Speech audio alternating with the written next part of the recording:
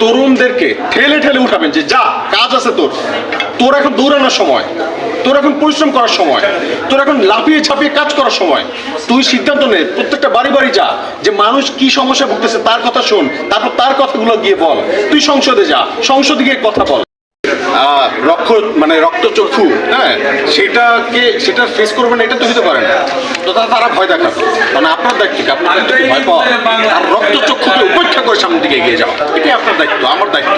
তো কল আমারও আসে, প্রতিনিয়ত মেসেজ আসে, প্রতিনিয়ত হচ্ছে থ্রেট দেয়, এই আজকে মেরে ফেলবে, মুখ যায় মেরে ফেলবে। আরও অনেক সময় দেখি মবের মধ্যে ফালায় দেয়, করিও। কিন্তু আলো যে বললাম, আল্লাহ আছেন, আল্লাহ তো কমিটমেন্ট দিয়েছেন যে আমার জন্য আল্লাহ যথেষ্ট। যখন আমি আল্লাহর রাস্তায় নামবো, আমার জন্য আল্লাহ যথেষ্ট। ওইটুকু বিশ্বাস আমরা এখনো আছি। তবে এইটুকু মাথায় রাখতে হবে যে বিপ্লবীদের নিরাপত্তা দেওয়ার দায়িত্ব কিন্তু রাষ্ট্রের, প্রশাসনের।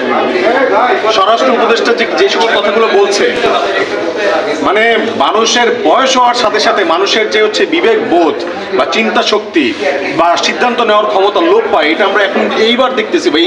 1 বছরের অভিজ্ঞতা এটা।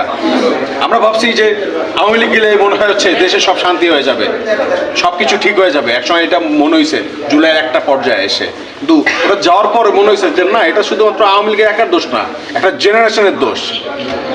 জেনারেশন বয়স হয়ে গেছে। আমাদের উচিত তাদেরকে তাদের বয়স হওয়ার সাথে সাথে তাদের রিটায়ার করে পাঠানো, রিটায়ারে পাঠানো। ভাই আপনি এখন রিটায়ার করে নেন, হ্যাঁ, এবং আপনি একটু রিল্যাক্স হন, আপনি এখন আরাম করেন। আপনি তাহলে ধরেন একজন আমলা, সে একটা নির্দিষ্ট টাইমে তাকে রিটায়ার করতে হয় না? কারণ কি? কারণ তার ওই শক্তিটা থাকে না, সামর্থ্য থাকে না, তারও চিন্তা করার সক্ষমতা থাকে না। সে সিনিয়র সিটিজেন, তাকে রেস্টে পাঠায় দেয় যে আপনি এতদিন পরিশ্রম করছেন, দেশের জন্য ইফোর্ট দিচ্ছেন, এবার আপনি রেস্ট নেন। কিন্তু বাংলাদেশের সব ক্ষেত্রে, সব চাকরিজীবীর ক্ষেত্রে এটা আছে, কিন্তু রাজনীতিবিদদের ক্ষেত্রে এটা নাই কেন?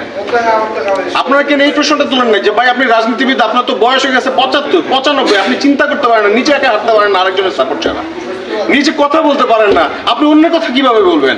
এই প্রশ্নটা আপনারা কবে তুলবেন? আপনারা তাদেরকে রিটায়ারমেন্টে পাঠানোর ব্যবস্থা করেন। আপনারা যেই কাজটা করবেন, প্রত্যেকে তরুণদেরকে ঠেলে ঠেলে উঠাবেন যে যা কাজ আছে তোর, তোর এখন দৌড়ানোর সময়, তোর এখন পরিশ্রম করার সময়, তোর এখন লাফিয়ে ছাপিয়ে কাজ করার সময়। তুই সিদ্ধান্ত নে, প্রত্যেকটা বাড়ি বাড়ি যা, যে মানুষ কি সমস্যা ভুগতেছে তার কথা শোন, তারপর তার কথাগুলো গিয়ে বল। তুই সংসদে যা, সংসদে গিয়ে কথা বল। আপনারা এই কাজগুলো করেন, তরুণদেরকে সামনে পাঠান। নয়তো হচ্ছে আপনি তরুণদেরকে পাঠাইলেন না, যারা কাজ করার লোক তাদেরকে সঠিক জায়গায় বসায় কাজ করাইলেন না, আর আপনি বুড়া মানুষ দিয়ে হচ্ছে ছাগল দিয়ে কি হাল চাষ হয় ভাই? মানে সরি, আমি এই শব্দটা ব্যবহার করতে চাইনি, কিন্তু ছাগল দিয়ে হাল চাষ হয় না।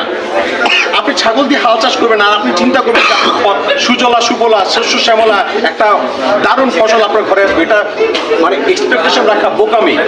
তো বাংলাদেশের সকল সচেতন নাগরিকদেরকে আমরা বলবো যে আপনারা তরুণদেরকে হচ্ছে আপনার যাকে পছন্দ, যাকে পছন্দ, ও যদি যাইতে নাও চায় ওটা ঠেলে সংসদে পাঠান যে যা, ওখানে তো দরকার আছে। কারণ আপনি যখন ধরেন ভেরি সিম্পল, আমরা যখন দেখি যে যখন আমরা ছোট ছিলাম, আমরা দেখতাম যে বাপ মা আমাদের কি করতো, জোর করে স্কুলে পাঠাইতো।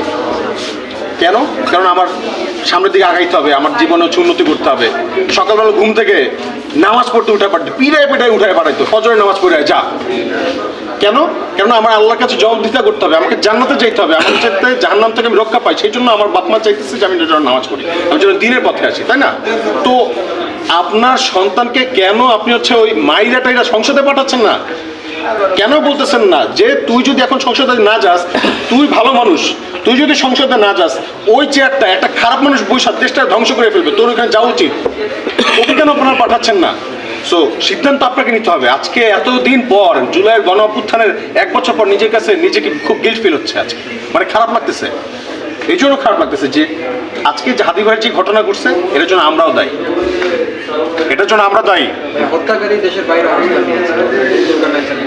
ব্যাপারটা বুঝে নেন, পুরো ব্যাপারটা না বুঝে আর একটা টপিকে চলে যাচ্ছে, যে এটা কথাকে বুঝে নেন যে আজকে হাদিবার যে অবস্থা না, আততায়ীর কাজ তো আততায়ী, মানে গুলি করা, মেরে ফেলা।